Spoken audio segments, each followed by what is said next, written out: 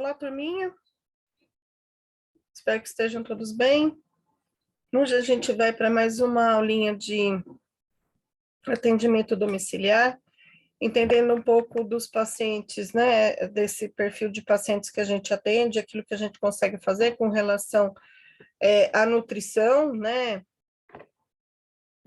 cuidados com nutrição enteral, né, então é comum a gente pegar paciente com sonda de nasoenteral, gastrostomia, jejunostomia, então a gente tem que ter alguns cuidados, tá? E aí a gente também vai pegar um outro perfil de pacientes, a gente já viu renal crônico, já viu AVC, agora a gente vai ver um pouquinho de Parkinson também, tá bom? Não esqueçam de responder as atividades lá, eu vou deixar o conteúdo para vocês, uma vez que não tem a apostila, tá bom? Para vocês consultarem posteriormente, para poder responder as atividades, tá? E garantir tanto a presença quanto a nota, tá bom? Eu vou compartilhar com vocês a tela. Só um segundinho. E aí a gente já começa a falar um pouquinho sobre nutrição enteral e sondas. Não é muito comum a gente pegar pacientes com nutrição parenteral, que é aquela por acesso periférico, central, mas pode acontecer. São raros os casos, mas pode acontecer, tá bom? Em toda a minha experiência de home care, eu peguei em 3 anos, eu peguei um único paciente com dieta parenteral. Era um paciente que tinha feito uma cirurgia bariátrica, ainda na recuperação no hospital, os familiares deram Coca-Cola para ele tomar. O estômago não estava cicatrizado, óbvio, né? Não tinha nem 24 horas de cirurgia. E aí teve uma complicação, ele teve extravasou o conteúdo gástrico para toda a região, ele perdeu o pouco do estômago que tinha, e aí não tinha mais condição de absorver nada por boca, e aí passou para uma sonda, para uma dieta enteral, parenteral no domicílio, tá? Era um caso bem grave, um rapaz bem novo, e que, infelizmente, por essa complicação da cirurgia em si, ele acabou evoluindo a óbito, tá? Então, daí a importância de todo um cuidado que a gente precisa ter quando a gente vai fazer uma cirurgia bariátrica, né? Tem que estar muito bem preparado para isso, tá? Então, foi um caso em 3 anos de home care, é muito incomum fazer nutrição parenteral. Então, a gente vai focar na nutrição enteral, que é um perfil bem grande de pacientes que a gente tem no domicílio, tá? Então, para a gente recordar um pouquinho, nutrição enteral é a administração de uma dieta líquida contendo macro e micronutrientes para pacientes que o trato gastrointestinal funcionante, então ele ainda tem o estômago, ele tem o intestino funcionando, ou seja por via oral, ou por sonda, ou por estomas, né? Que é a jejunostomia ou a gastrostomia. E por que a gente faz essa dieta, né? Manutenção e recuperação do estado nutricional. E aí a gente trabalha em equipe, como sempre, né? É a nutricionista que faz essa prescrição e a gente faz a administração, tá? Isso a gente pode, inclusive, fazer suplementos, por exemplo, para melhorar uma lesão por pressão, tá? Recupera muito mais rápido a lesão, tá bom? Indicação dos estomas, quando a gente já não tem a deglutição funcionante ou algum distúrbio de sistema nervoso central, então o paciente não consegue deglutir, tem miastenia, não tem mais controle muscular, tá? E aí é colocado esses estomas. Ou uma obstrução por neoplasia, né? Em orofaringe, esôfago, no estômago, duodeno e pâncreas, né? Aí você coloca uma jejunostomia, né? Que a sonda fica na segunda parte do intestino. Tem algumas complicações, porque, óbvio, a absorção de grande parte dos nutrientes começa no duodeno, tá? É onde tem a digestão principal, né? Apesar da gente achar que começa no estômago, mas maior parte dos alimentos são digeridos e absorvidos no duodeno, então quando a gente perde e a gente passa para o jejum, a gente perde alguma absorção de alguns nutrientes, vitaminas e proteínas. Então, até a dieta é diferente quando é feita na jejunostomia, até a dieta é diferente a formulação quando ela é feita na jejum, e o tempo de infusão também tem que ser menor, porque ele não absorve da mesma maneira, então eu posso provocar uma diarreia no paciente, tá? Esofagectomia, quando o paciente não tem o esôfago, gastrectomia, quando não tem o estômago, pancreatectomia, quando não tem o pâncreas, ou quando tem alguma ressecção do intestino delgado, tá? Alguns tipos de acesso via oral, mais tranquilo, o paciente se alimenta ou a gente faz o auxílio na alimentação. Nasal são as sondas, essas sondas nasointeral ou orogástrica, elas podem ficar no máximo até 6 semanas, né? Ou a gente passa ela normalmente, né? E o paciente deglute, ou quando o paciente não consegue ainda ter o reflexo de deglutição, a gente passa por endoscopia, e aí ela fica no estômago, ou no duodeno, ou no jejum. Aqui é um exemplo de que, aqui é uma foto do sistema, né, do trato gastrointestinal. Aqui é uma sonda nasointeral e aqui é uma foto. E a gente consegue ver a ponta da sonda aqui, então ela desce, bate no fundo do estômago e já desce aqui pro duodeno, a pontinha dela tá bem aqui, tá? Aqui é um exemplo de gastrostomia, que são as sondas que a gente coloca quando ela fica mais de 6 semanas. Então, se não tem uma possibilidade de retorno da dieta por via oral, a gente já passa uma sonda de gastrostomia ou a jejunostomia, tá? E aí ela é passada por cirurgia, ou por via endoscópica, ou por laringo, e aí ela fica posicionada no estômago ou no jejum, tá? Aqui é um exemplo do jejum, aqui é uma de gastro, tá? Olha a diferença da localização. Gastro e jejum, tá? Então, se a gente for pensar na jejum, que nem eu falei, ó, ela já perdeu grande parte do intestino aqui, que é onde tem absorção, tá? Por isso, a chance maior de dar complicações, tá bom? Alguns cuidados que a gente tem que ter, então, recepção e administração da dieta após a passagem da sonda pelo enfermeiro. Então, o enfermeiro, mesmo no domicílio, ele vai passar, ele vai fazer os testes para ver se a sonda está deslocada. A gente tem que prestar atenção se essa sonda está bem fixada e bem posicionada, tá? Antes de administrar dieta ou medicação, porque o paciente pode mexer, pode sair, qualquer movimento, qualquer sinal de alteração, a gente não administra, tá? Não abrir o circuito ou manipular a dieta, se essa dieta vier por aquele sistema fechado, tá? Já vem a bolsa geralmente de 1 litro, já conectada no circuito, isso vai correr em 24 horas. Se for uma dieta que a gente vem naquelas de caixinha, que parece caixinha de leite, a gente vai manipular para pôr ela no frasquinho, conecta o equipe e deixa descer. A partir do momento que eu conectei na sonda, eu não abro mais o circuito, tá? Usar a sonda também para administração de medicamento, tá? Orientar e treinar esses cuidadores, então, eu tenho que capacitar eles para usar essa sonda. No caso de fazer aquela dieta a sistema fechado, a gente tem que manipular a bomba de infusão, programar essa bomba. Como a gente faz no hospital, a gente faz no domicílio, tá? Realizar a troca do curativo de fixação diariamente, então, não só no nariz, põe lateralizado para um lado, põe lateralizado para o outro, prende na testa, tá? Exatamente para não fazer lesão. Realizar os procedimentos mantendo total cuidado de higiene, então, lava as mãos, usa luva, usa máscara quando estiver mexendo na dieta, porque eu posso levar contaminação para o paciente, tá?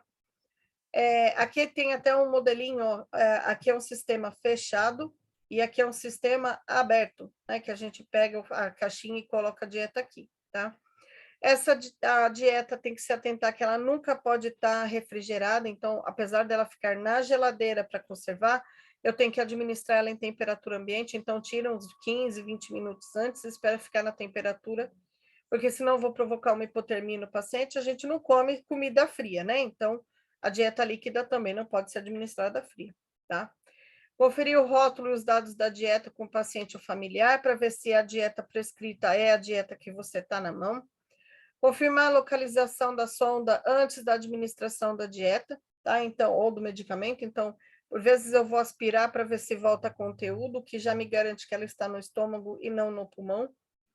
Registrar todas as ocorrências com relação aos dispositivos. Então, eu vou estar lá, ó, administro dieta por sonda nasointeral localizada conforme teste realizado, sonda fixada em narina ou lateralizada à direita ou à esquerda, tá?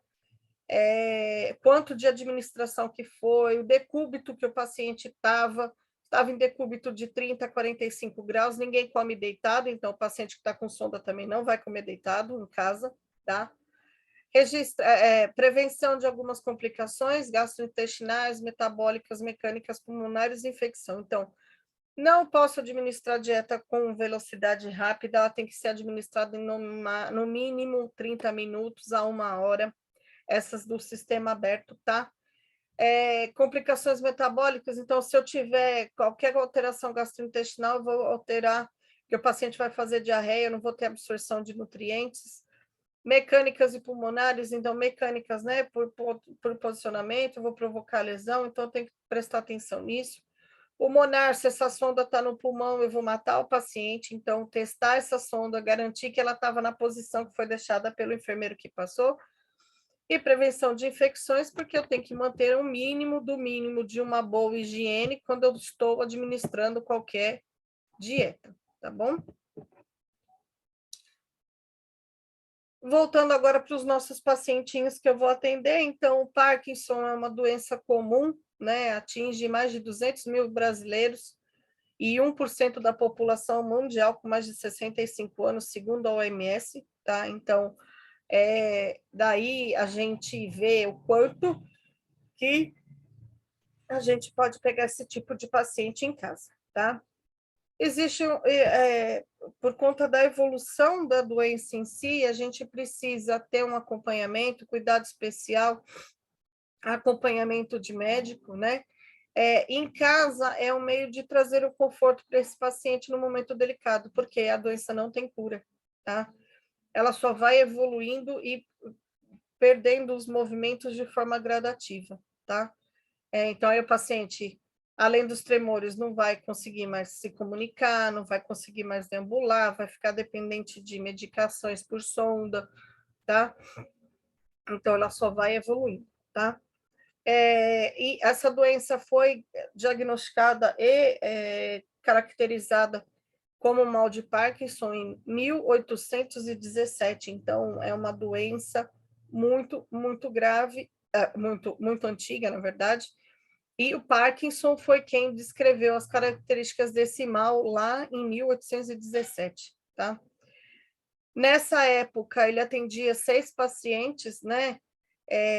Óbvio, né? Imagina, não dá para imaginar o diagnóstico naquela época, né? Com imagens e com coisa, mas apesar da gente ter evoluído hoje, os sintomas continuam semelhantes, então a doença ainda é caracterizada principalmente pela questão dos tremores inicialmente, tá? E aí, óbvio, confirmada por exames de tomografia e ressonância, por exemplo, tá? O que na época não se tinha, hoje você consegue ver a imagem do cérebro, tá? Ela atinge, então, o sistema nervoso central, né? Diminui a produção de dopamina, que é o neurotransmissor que faz a controle das células nervosas e dos movimentos do corpo, por isso a questão dos tremores, né? Então, vai perdendo essa dopamina. É uma doença degenerativa, né? O tratamento só ameniza os sintomas, então, tem algumas medicações que se toma para a gente poder amenizar os tremores, mas a doença ela ainda vai evoluir, tá? Existem várias pesquisas, existem vários tipos de tratamento hoje, muito mais do que naquela época que foi descoberta, mas ninguém sabe até hoje o que pode desencadear essa doença, tá? Além do envelhecimento, óbvio que pode ser um dos fatores de surgimento, mas não se sabe o que de fato causa a doença. Sabe que ela prevalece em idosos, tá? Que basicamente é perfil de pacientes que a gente atende, tá? Alguns sintomas para a gente saber com quem que a gente vai estar lidando no domicílio. Então, o cérebro sabe o que ele precisa fazer, ele tenta enviar o comando, mas os movimentos não obedecem, né? Eles começam a ficar descontrolados, lentos, com tremores, tá?